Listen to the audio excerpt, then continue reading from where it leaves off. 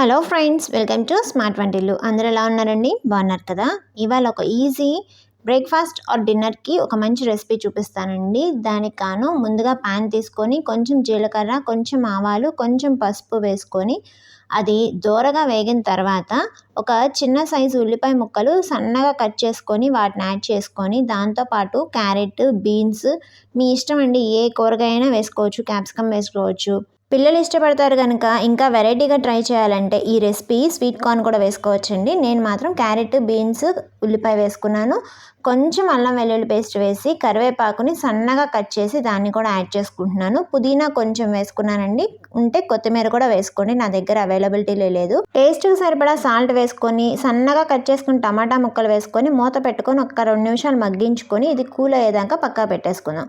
ఈలోపు ఇంకో బౌల్ తీసుకొని ముందుగా 2 ఎగ్స్ కొట్టేసుకుంటున్నానండి. దీంట్లోకి సరిపడా సాల్ట్, కొంచెం కారము వేసుకుంటే కొంచెం గరం మసాలా వేసుకోవచ్చు. చాలా లైట్గా వేసుకున్నాను నేనైతే. ఇది మీ ఆప్షనల్ అండి. ఉప్పు కానీ, కారం కానీ, గరం మసాలా కానీ, కొంతమందికి ఇష్టం లేకపోతే స్కిప్ చేసేసుకోవచ్చు గరం మసాలా. ఇప్పుడు ఇందులోకి ముందుగా మనం ఉడకబెట్టుకున్న మిక్స్చర్ ఉంది కదండి, అది కూడా దీంట్లోకి యాడ్ చేసుకొని చక్కగా ప్లఫీనెస్ వచ్చేదాకా గరిటతో బాగా తిప్పుకుందామండి. విస్కర్తో అయినా తిప్పుకోవచ్చు, మీ ఇష్టం అనమాట. బాగా 2-3 నిమిషాలు మాత్రం అన్నీ కలిసేలా కలుపుకోవాలి. తర్వాత ఒక ఎగ్ వేసుకోండి. కొంచెం చిక్కగా అనిపించింది అందుకని చెప్పి ఇంకొక ఎగ్ వేసాను. మొత్తం 3 ఎగ్స్ అండి. ఇది 2 మనుషులకి చక్కగా సరిపోతుంది. తర్వాత ఇలాంటిది ఒక ప్యాన్ తీసుకొని, అందరి ఇళ్ళలో ఉంటుంది కదండి, గుంట పునుగుల ప్యాన్ అంటారు దాన్ని, పొంగడాలను కూడా కొన్ని ఏరియాస్లో అంటారు. దాంట్లోకి నేను బ్రష్తో నెయ్యి అప్లై చేస్తున్నానండి. ఈ ప్లేస్లో మీరు ఆయిల్ అయినా వేసుకోవచ్చు. చక్కగా గుంటకి మొత్తం ఆయిల్ కానీ నెయ్యి కానీ అప్లై చేసుకుంటే మన పొంగడాలు అనేవి ఈజీగా వస్తాయి.